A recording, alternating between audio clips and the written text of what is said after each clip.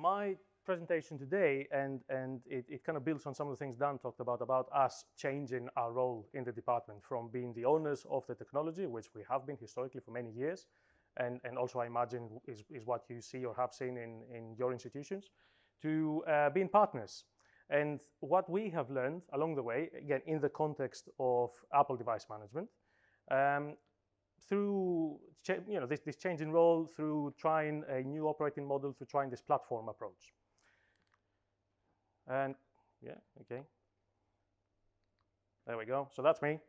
I'm the Client Platforms Manager at LSE. I've been with the school for about 6 years, and this is a new role. My role up until 6 months ago was Systems Specialist. I've been the Apple Systems Specialist at the school and also in previous universities. And this is what I've been doing for a long time. This is what I knew and I was comfortable in doing. And I'm also finding myself trying to change my role, which is now more than the Apple side of things, and also within a different context. Just a few words about the London School of Economics. It was founded in 1895, which sounds like a long time ago, but actually compared to the other presenters, and we have Oxford and we have Trinity, we're the new people here. So, you know, this is nice. We're not a huge institution. We have 12,000 students. We have 3,000 staff.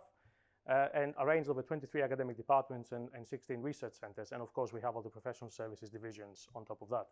And we're a social sciences university. So we're effectively a single faculty, if you like, or single subject university. And we do fairly well at that. And last year, we were ranked second, I think, just behind Harvard. Yeah. Now, the coat of arms at LSE and really the mission of the school is to understand the causes of things. And the other half of that sentence is for the betterment of society. So today we're going to try to understand the causes of things for Apple device management, okay, not society. And society. The agenda really is quite straightforward. We're going to look at 3 things during the presentation, not in a linear way necessarily. Why we are doing this, what's the point, how we are approaching this by effectively developing, or having developed really on the Mac side of things, an operating model that is more inclusive rather than trying to generate value through one directional delivery of a service. Here you go, this is what you do. And also, you know, what we've learned or what we are learning. All of that in the context of trying to deliver what we call, or what is generally increasingly called, modern management. And I'll talk a bit about that. Now, one of the reasons is growth, and I've been here for I think just over 6 years, and from the beginning, the service has been growing. So when I joined, we had, I think, 80 devices under management, 80 devices that we knew of that we bought centrally in the university. There was Shadow IT, we knew that. And these 80 devices were kind of evenly split, Mac and iOS. And over the course of 4.5, say 5 years, it has been growing a fair amount. Now, these are not huge numbers. We now have something like 2,300 devices altogether. So we're not like some of the enterprises that you see out there that say 50, 60, 150,000 devices in the case of IBM or other places. But for us, this has been an increase of nearly, well, it's 2,775%. It's a lot. It's a lot for one person. And I mean, it's a lot for a team. So we had to, in the process, whether we knew it or not, we had to develop an operating model slowly that can cater for this sort of scaling. And also, on top of growth, there's complexity. And this, I'm sure, is the same in every university. We don't just have, you know, a staff Mac and a staff iPad and maybe some developers somewhere. So we have different types of devices. And this is just a snapshot of numbers from not long ago, where we have staff laptops, we have student laptops. They're treated differently. Those are treated differently to student desktops. We have staff desktops, and they're the easiest to manage. And the other bit, it may look innocent, but that other bit is what takes up most of our time, as I'm sure is what you're seeing as well. And it's a similar story with iOS. In fact, iOS is much more complicated for us because we've discovered that, you know, the iPad is a very versatile tool, and we can deploy it in a number of situations. But managing those situations isn't a one-for-all approach. This is interesting, though. When you compare by form factor, Static, as in a desktop, a device that doesn't leave the desk, or mobile, you can see the difference. Now, this is easy to manage, this isn't. So again, I'm just kind of building the case for why it is that we really need to be looking at something different. The other thing that we are seeing, and I'm sure you're seeing, is we have a new kind of user base. And not just I'm not just talking about our students here, I'm talking about a new type of technology user. So we have, I like this quote, and this is from José van Dijk, who's an academic that wrote The Culture of Connectivity. And then this is actually a very, a very profound phrase, like making the web social, which is what happened in the last 10 years. In reality means making sociality technical. People are now inherently technical about their day-to-day business. Inevitably, this is going to come into the workplace. It's not the other way around anymore. And the web is social. I would argue 90% of our time on the web now is for social purposes. And if we include things like, doing internet banking, that was also a social activity that's been replaced by, like you physically go to the bank. That's been replaced by technology. Apple have been driving this, I believe, in particular with iOS, in particular with the iPhone, because ever since the iPhone appeared and apps appeared, our day-to-day lives have started changing. And we have users, and this isn't a point about anyone's age, mine included, but Snapchat. I don't know, but our students, for example, understand it. They make fun of us or whoever doesn't understand how this works or why there's something fascinating about this.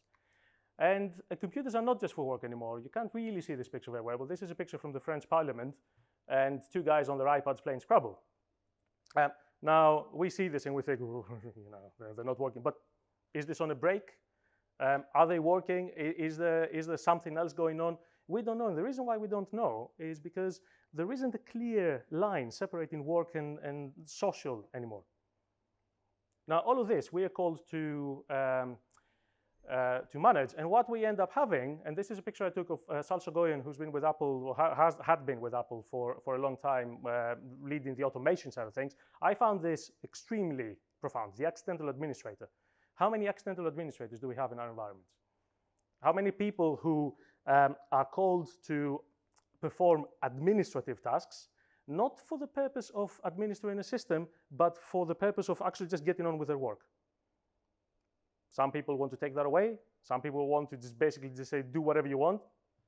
Either case on its extreme is equally unproductive, because even leaving someone just on their own devices isn't necessarily the best thing to do. Doesn't mean that they will get on with their work.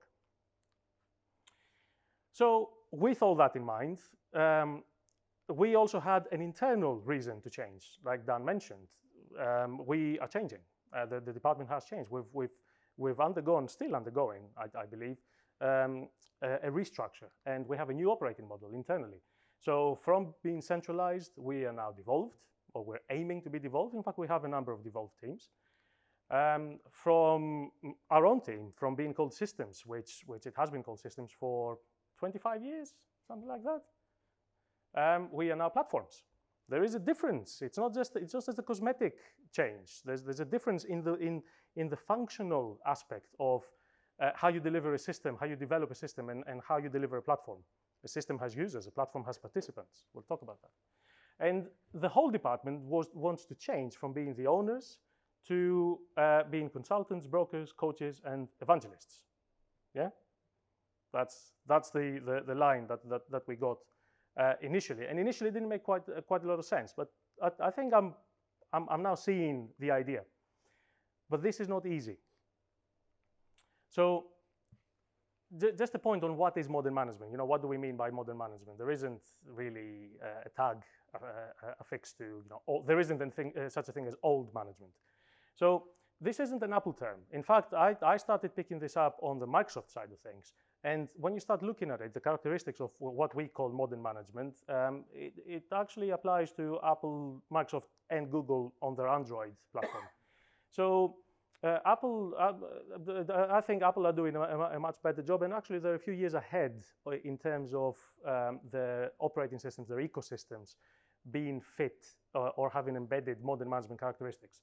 I mean, there's macOS, iOS, iPadOS, tvOS, watchOS. You can manage everything pretty much using effectively what we call MDM, which isn't just about mobile devices anymore, but that's the term that stuck.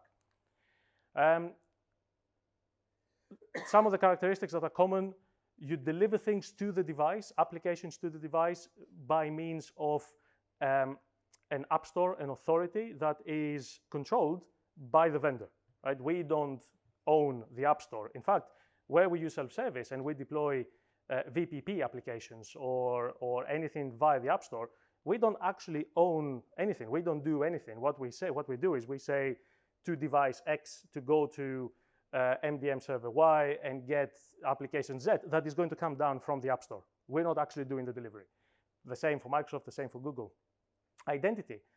The winner here is currently Microsoft. Apple have recently announced a number of interesting tweaks and changes to the role of Apple ID with federation that I think with Catalina and the new operating systems, I see that becoming a lot more useful for us. So it's not just a case of, yeah, you bind your Mac to AD and people log in. I mean, when was that a perfect scenario anyway? But this is what we've been doing for a long time. And Google, again, on the Android operating system, platform, they use G Suite. Now, for the enterprise, that combination, in addition to the MDM framework, in addition to all the cloud-based services that they run, this means a number of services that we can leverage. On iOS, we have device supervision to distinguish between effectively what is a personal device, something that the user has control over, to what it is that we have control over. Apple School Manager, Business Manager, DP, VPP, Federation, etc. All of these new services effectively live within the scope of modern management. And Microsoft, again, conditional access. Is anyone using that, by the way, in here? Conditional access? Cool. We're not. But we want to, you see. Autopilot, again, the DP's Microsoft sort of cousin, Microsoft 365, and again, Google have something. So it's not like this idea of modern management only applies to Apple. But like I said before, I think Apple are a few years ahead and are also doing it, in my mind, in a different way than, say, Microsoft, who are building their enterprise offerings around a very kind of old school enterprise approach. Although they are doing some things very well, Autopilot being one of them. So what does that mean? Say, this is one example, right? The iMac Pro. This is an example of kind of modern management compared to previous activities. You can't actually see the iMac Pro, but you see the clouds. So to deploy an iMac Pro, and this is actually, I haven't updated this a lot, and I used this slide at last year's MacAdapt presentation. To deploy an iMac Pro, actually you have to negotiate all of these fairly newish things. Secure boot, you can't image it. Trusted Mac OS, an interesting one. User-approved MDM, kernel extensions, etc. Now, to be able to, so you can't basically just slap an image and give it out. Right? That's not how this works. So what Apple say is, well, in our case, use Apple School Manager, effectively DEP, VPP if you want to push applications, and an MTM tool. We use Jamf, and all of that will go away. You know, you can deploy it. You can stick this in front of someone on someone's desk, or even your technicians can go through that workflow, and it will be configured. All of this will go away. You can have exclusions here. You can take care of user-approved MDM. TCC, again, will not be an issue. The user will not be prompted to allow access to stuff when they log in. Compare that to, say, what we were doing a few years ago, where we would use something like Deploy Studio or Jamf Imaging. Effectively, we're doing the same thing, but the tools are different. And inevitably, the process is different. And the one big difference here is, and that I will build on later as well, is the user is part of the process. This isn't IT delivering the service and then the user is consuming. The participants, they have to go through the setup of the device. So some of the challenges and some of the lessons that we have or are currently learning. Change is not a linear process. Now, what do I mean about that? Effectively, for something to begin, for a new thing to come in, the old thing doesn't have to end. That's not how innovation is diffused, as they say in academic terms. And this slide is based on the diffusion of innovations theory by a guy called Everett Rogers, and this has been revised over the years. This is 50 years old. So we're not just talking about modern management here, but effectively the idea is that when a new technical innovation is introduced into, say, the workplace or society, it follows a particular path. At the beginning, you have market share on the vertical axis and versus time, right? So at the beginning, it's used by innovators. Eventually, early adopters come in and the market share increases. We go into a phase of early majority and late majority, and that's where most of the use is being done. And then eventually, that technology fades out and is replaced by another one.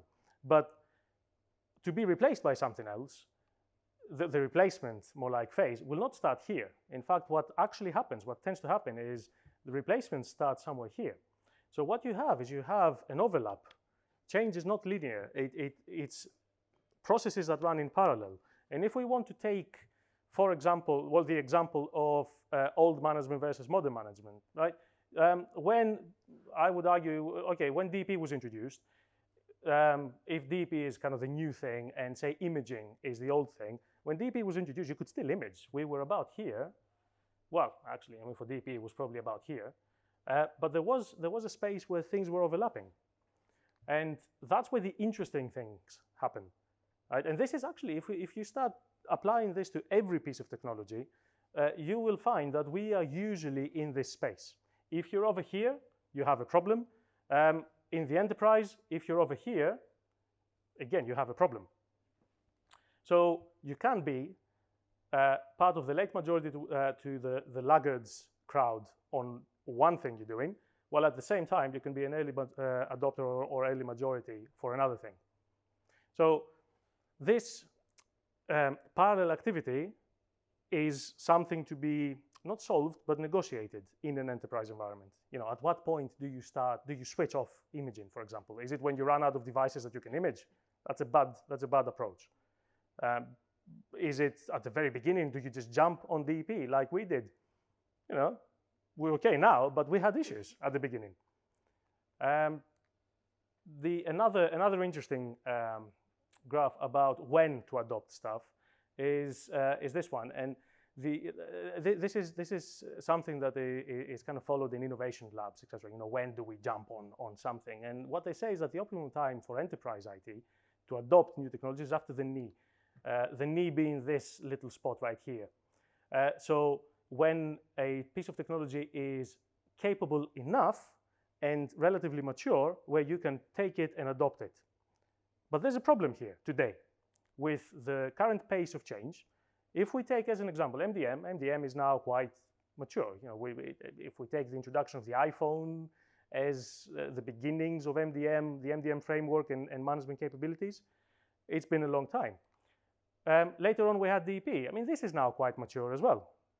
But Apple now say, for example, well, yeah, you want to use these things, you do it through Apple School Manager. Okay? Well, I mean, it will still work, but Apple School Manager is a brand new thing, effectively. So if you want to today deploy a Mac using DP through Apple School Manager, I mean, it will work fine. But what you're doing effectively, whether you like it or not, is you're expanding that circle to include more than the knee. That's another challenge. When you take a step back and you think, well, how am I going to design my managed environment so that it's, on the one hand, you know, stable and it ticks all the boxes, and I can present this to my assistant director and he's going to say, yeah, go for it. But at the same time, know that every time I deploy something, it's going to work. And it's not going to throw up an error that nobody in the universe knows outside of someone in an office in Cupertino, for example. It's a challenge. I don't have an answer for this, by the way. This is just me showing you problems. So what we decided to do and what we have been doing is build a platform. And I have just a couple of slides, just kind of looking at what the platform is in terms of what it means and what the difference is in the approach. So platforms are going to be, broadly speaking, either one of these things. You have infrastructure platforms that act as brokers and intermediates. You have a train platform, for example. It's something that you use to get on a train, and etc. You have kind of human platforms, political platforms, activist platforms, and the point is to enable, empower. You have social media platforms that invite, in fact, mandate participation. Imagine being the only person on Facebook. What's the point? And then built into the platform idea is this concept of multi-sided value. A platform cannot provide one-directional value. Then there's no point. Then you're talking about a system. The value needs to be equally generated from the platform owner to the user or the participant, as well as from the participant to the platform owner. Think of Facebook. It's a free service, but they make billions. How do they make those billions? From the data that are generated through use, and they take that data and they sell it onwards, etc., etc. So the interesting bit here is that any way you arrange this, it still applies, right? Facebook is a broker and an intermediate. Again, if you're the only one there, there's no point. You're not going to Facebook. You don't log into Facebook to see what the latest Facebook features are. You're going there to see who else is there and what they've shared. And the same applies to everything else. And some other characteristics. The facilitator bit is very important for us to understand. If we decide to adopt a platform approach for our managed environment, we need to understand that we're there to facilitate. When you came here today, you probably used the Tube network. You got off at, I don't know, Temple or Holborn or something like that. That wasn't your destination. You didn't even think about that as a destination other than where's the nearest tube station. And that's the point. The destination was here. That's the service you consume. This is your value unit in platform design speak. The platform here is the core interaction. It's the interaction that you perform to gain value from the experience. And this solid ground idea is really at the heart of it. You want user participation by means of offering a space for that participation to take place. We're getting into kind of abstract theory areas here, but it will make sense in 3 or 4 slides, I promise. And well-designed platforms balance openness versus restrictions, structure. The Apple Developer Platform, for example, is, I think, a very good example. It's an example of a platform that allows participation. You can just sign up, get all the tools you want, do whatever you want, but then to publish, you have a process where whatever it is you submit will be controlled so that the quality of the offerings of the platform to the participants, to the people installing the app that you just made, is maintained. So what we then are doing is moving from a state where we are delivering IT to users to one where we are delivering, well, actually delivering is not really the best word here. We are co-creating this kind of service with the users, either in the form of devolved teams or with users kind of having control over their environment and what it is that they will install, etc. The IT department in the previous paradigm owned the stack. It owned the technology. Now we use the stack. Who owns the device enrollment program? It's something that we rely on, but Apple own it. If you're on the cloud, who owns, I don't know, Intune, AWS, Office 365, all of these things. So ownership is something you inevitably have to relinquish and just basically feel good about that before you can move on. Control goes hand in hand. We controlled the environment. Now we need to find a way, and what we say here is we want to offer freedom within a framework. Now there's still barriers around what it is that ultimately anyone can do, because we have to ensure compliance and security. But the whole idea of productivity is based on, or enabling productivity is based on allowing people within the framework that you set to do whatever it is they need or want to do. We would engineer systems, now we integrate them. Increasingly, that's the case, I find. And then value, and value is a big discussion here, because whether we like it or not, in higher education, the IT side of things is a cost center, right? We are not here to make money for the organization. We are here to, at best, spend as little as we can. So what is it that we offer in advance or in return? There has to be some sort of value in the form of productivity, in the form of security, in the form of, I don't know, compliance, happy users. So just because you're, effectively what I'm saying here is that just because you're the IT department, it doesn't mean that you are valued or required in the same way that you were 20 years ago or 10 years ago. The value is measured through how much people accept you.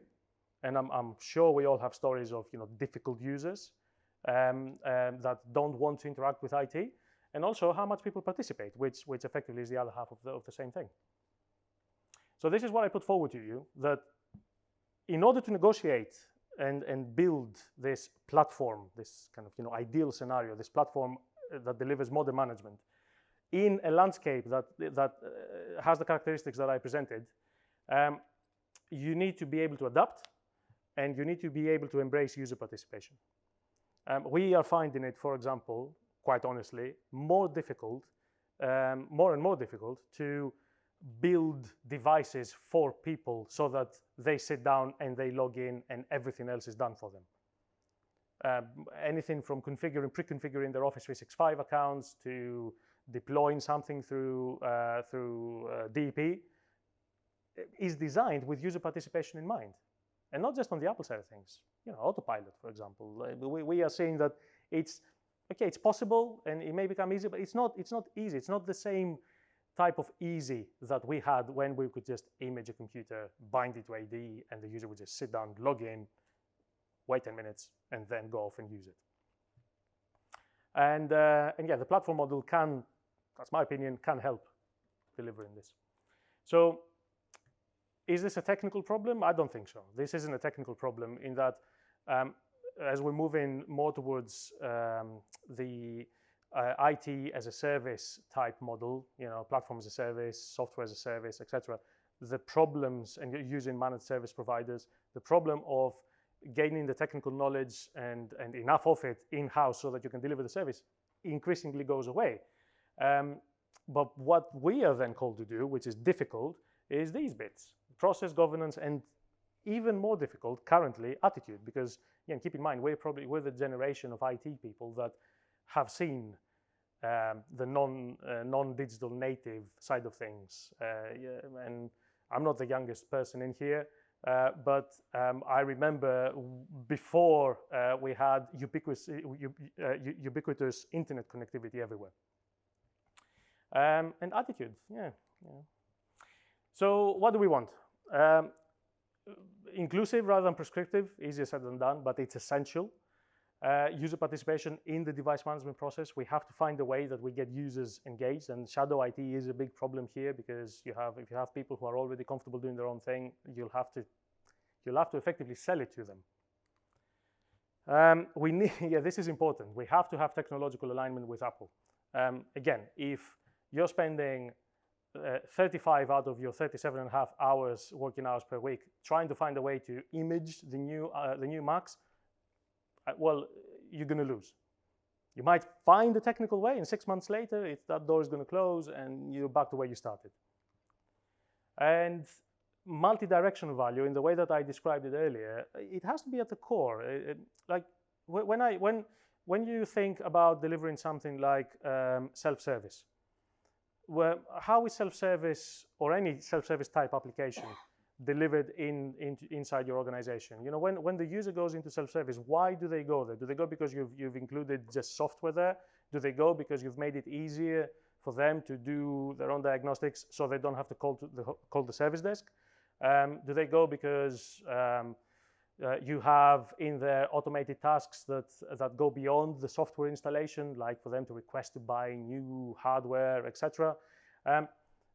Depending on how you do this, you will have different types of multi-directional value. It may be a one-directional thing, right? It may be, I package it, you install it, you don't have to wait. Or it may be that through you requesting something, the system then performs another action, or through you installing, then the system will keep it up to date, etc. I can have a better idea about my environment. I can keep it more secure, etc. Then I can take that and use it elsewhere in my job, and so on and so forth.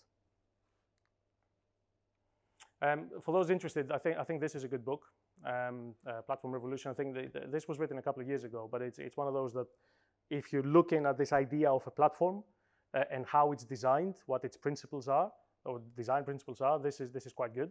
And really, this idea of core interaction is at the core of of the design process, because platforms are inherently about participation. It means people will interact. So you have to be very clear about the type of interactions that your users will have with you, and you want one which is the core interaction. For us, our core interaction, to put it plainly, is self-service. I want, whenever we have a new type of problem, not to just go out and solve it for one person and then no one knows that this has happened, so we do it again, again, again. But we find a way to make this solvable or deliverable through self-service, so that then it becomes available for everyone, and then we have visibility over what is happening, and we continue this relationship we have with the users, where they know that that's where they go to get stuff. So yeah, again, I'm just going to go through this very quickly. The core interaction, value units, everything is measurable when you're designing anything. What is the value for us? Again, we're not making money for our universities, but we want people to be self-sufficient. We want to provide security. We want to provide access. This is the value. This is why someone will go to your tool to perform that core interaction. Roles, who does what? Again, that's quite defined, as well as this idea of generativity. And generativity is this idea that you allow a space that where users can create value and generate results that you haven't really thought about before. I think I have a slide for that, and I'm just going to go through these very quickly. We'll make these slides available, and this is quite a heavy one, but I wanted to show it. And this is effectively the whole providers, owners, consumers, the roles model. And again, this is taken from a paper that was written on platforms and pipelines and strategy around that. So effectively, you have producers, consumers, providers, owners wrapped up in a platform, and these roles change depending on what type of interaction you have. And this is, for example, what it means for us, and you can't quite see it very well. And this is before the new structure, so I haven't been able to update this, but it's the same principle. This is how, in our own platform, so in Jamf, how we can determine access and allow access for teams that can do more than one thing, or can control areas of the software. We use sites extensively, and these are our own internal teams. These are devolved ID teams. We have the service desk who have full visibility over the JSS, but they can't actually do anything. We kind of sit over there with full access. We have roles, etc. So if you are this guy who would be a contractor, you can, for example, submit packages for approval. You can have visibility over your site or over everyone's sites, and you can edit only your site, etc. And yeah, the whole generativity thing is this. That's another. I mean, this is the book where this idea was introduced. If you're interested, the biggest generative project and the best example is the internet. It started off by just linking machines together, and look at where we are now. It wasn't possible to predict, and also it allowed people the space to participate and build it. Now, of course, in our case, in an enterprise environment, there are restrictions. We're not building the internet, but you get the idea. And yeah, this is a good example. You have two types of football. At the top, this wasn't planned. There's no design around this, where a person goes around the field during a match. You have far fewer options over here. And that's kind of an example that's used to kind of highlight generative approaches to non-generative approaches, to prescriptive approaches. And that's, I think, one of the last slides I have. And this is our old provisioning workflow with DP, where effectively you can take any number of routes, starting up here Once a device is enrolled via DP and it goes into the system, depending on what happens, you will end up here where the device is provisioned. Now, there is structure here, so you can't just go wherever, but the point is you can jump from place to place without you actually knowing, depending on what the situation is, and you arrive at this, which is the value unit, is the device to be provisioned. Yeah, if the easiest scenario is if you go straight down, DP, we're not doing this, the user is doing it, and they go through the setup process and off they go. Or you can do it the complicated way by going through the system there. And that's my last one, and I like this quote, and I've used it a few times. So, you know, the Stone Age did not end because we ran out of stones. This is a simple thing to say, but actually that's how it works. We move on to the next thing, not because the previous thing has ended or is no longer useful, but because we have different needs. And the point I made, I think, today is there is a different need to move forward, not necessarily because of the technology, but because of what people expect outside of the institutions. And I think some of these ideas have helped us a lot. So yeah, that's it.